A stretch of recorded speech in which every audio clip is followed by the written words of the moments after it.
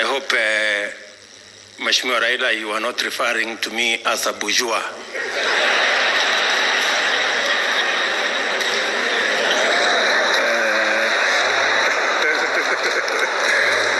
But I want to agree with you. I want to agree with you that we have a mischievous media sometimes, not all the times.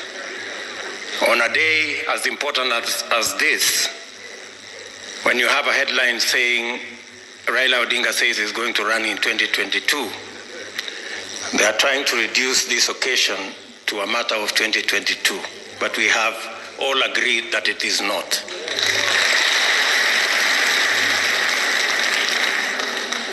But on the same media, the same headline, they have said that William Ruto is coming to meet demons at Bomas.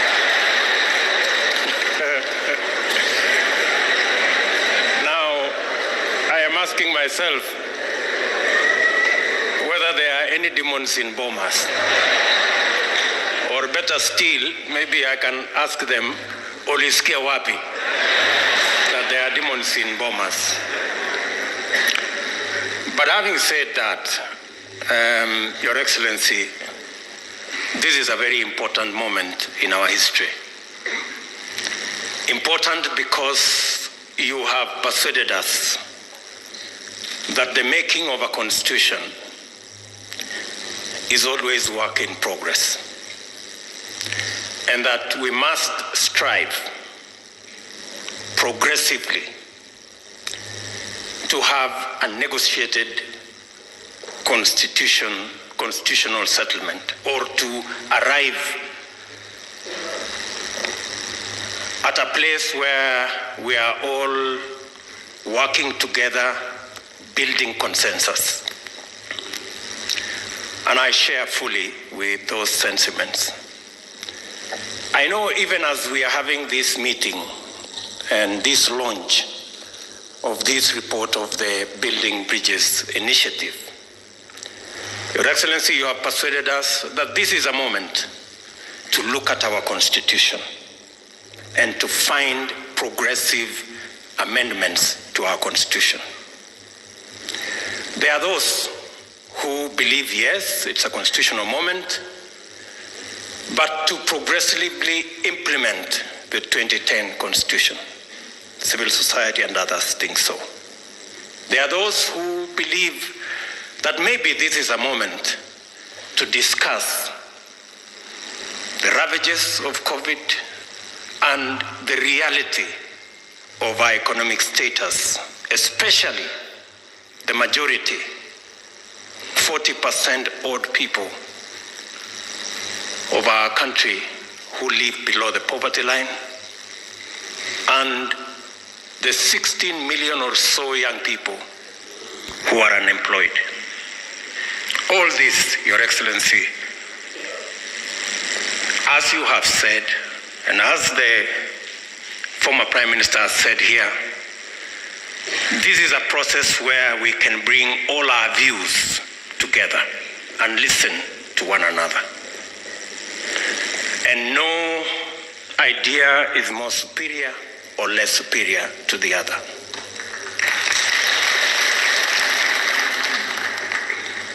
Let me say we have a civic duty, all of us as Kenyans, to engage in this process.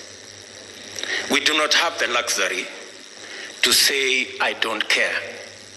We do not have the luxury to walk away. In any case, it is said that the punishment given to good people who don't participate in the politics and governance of their country, the punishment given to them is to be ruled by fools. I don't think any one of us here wants to be ruled by fools. That's why we must participate in this process. And it's our civic duty to do so. The BBI process has given us a raft of proposals for us to see, to interrogate, to improve. You did tell us, Your Excellency, that we are all free to improve on this process. And the many proposals that have been put, especially that were outlined here by Adam Solo on administrative issues, on legislative issues, I believe that since we have a forum where in Parliament and in government, where we can discuss the policy, the administrative, and the legal issues in Parliament, that can be interrogated in that process. Many of those issues that are administrative and that are legislative are issues mainly to do with our youth, mainly to do with how to do business, how to grow our economy. And Your Excellency, I want to say that these are very important issues. And in any case, I would add that from that list,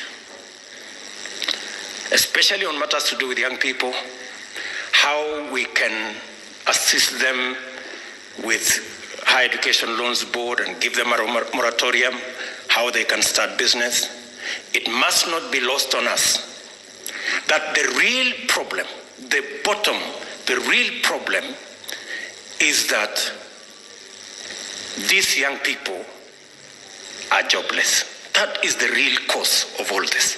And that is the discussion we must have. That is the discussion we must have.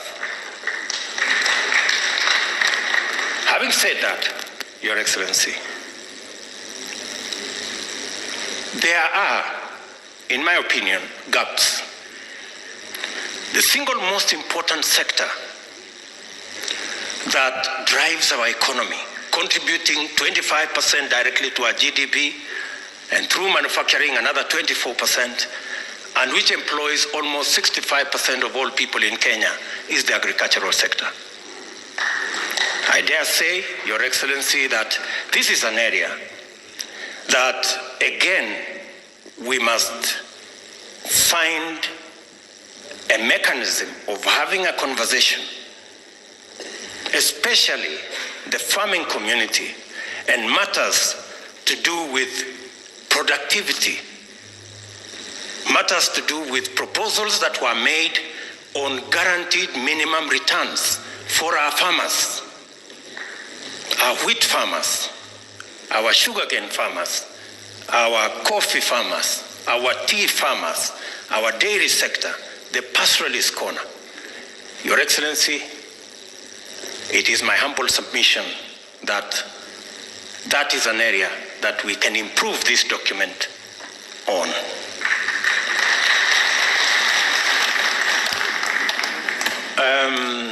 I have heard many speakers say they have finished reading and we should move on. We are not all at the same level when it comes to reading. Scientists like myself, we take a bit long because we interrogate things and we want experiments and we do many things. So I would plead with the fast learners like Alonzo Musyoka to bear with us. Just